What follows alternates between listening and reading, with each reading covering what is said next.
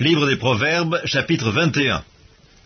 Le cœur du roi est un courant d'eau dans la main de l'Éternel, il l'incline partout où il veut. Toutes les voies de l'homme sont droites à ses yeux, mais celui qui pèse les cœurs, c'est l'Éternel. La pratique de la justice et de l'équité, voilà ce que l'Éternel préfère au sacrifice. Des regards hautains et un cœur qui s'enfle, cette lampe des méchants, ce n'est que péché. Les projets de l'homme diligent ne mènent qu'à l'abondance, mais celui qui agit avec précipitation n'arrive qu'à la disette.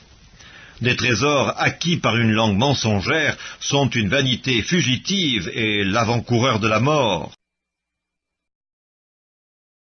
La violence des méchants les emporte parce qu'ils refusent de faire ce qui est juste.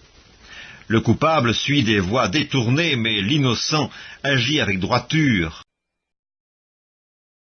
Mieux vaut habiter à l'angle d'un toit que de partager la demeure d'une femme querelleuse. L'âme du méchant désire le mal, son ami ne trouve pas grâce à ses yeux.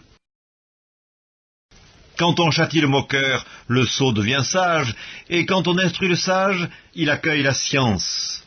Le juste considère la maison du méchant, l'Éternel précipite les méchants dans le malheur.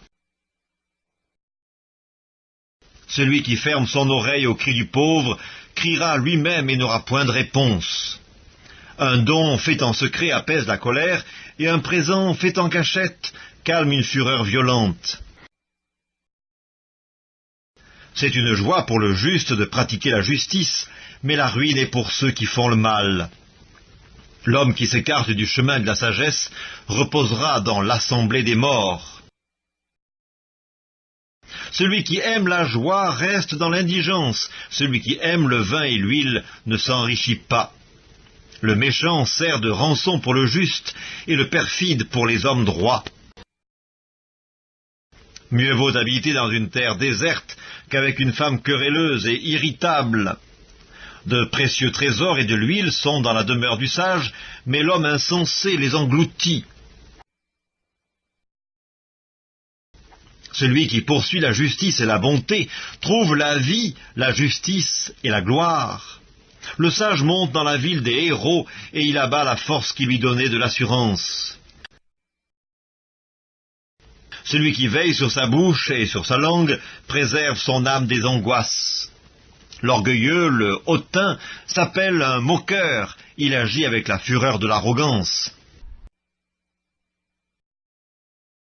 Les désirs du paresseux le tuent parce que ses mains refusent de travailler.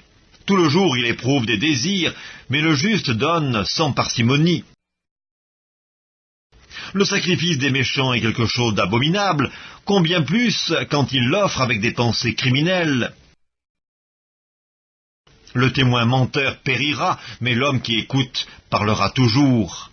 Le méchant prend un air effronté, mais l'homme droit affermit sa voix. Il n'y a ni sagesse, ni intelligence, ni conseil en face de l'Éternel. Le cheval est équipé pour le jour de la bataille, mais la délivrance appartient à l'Éternel.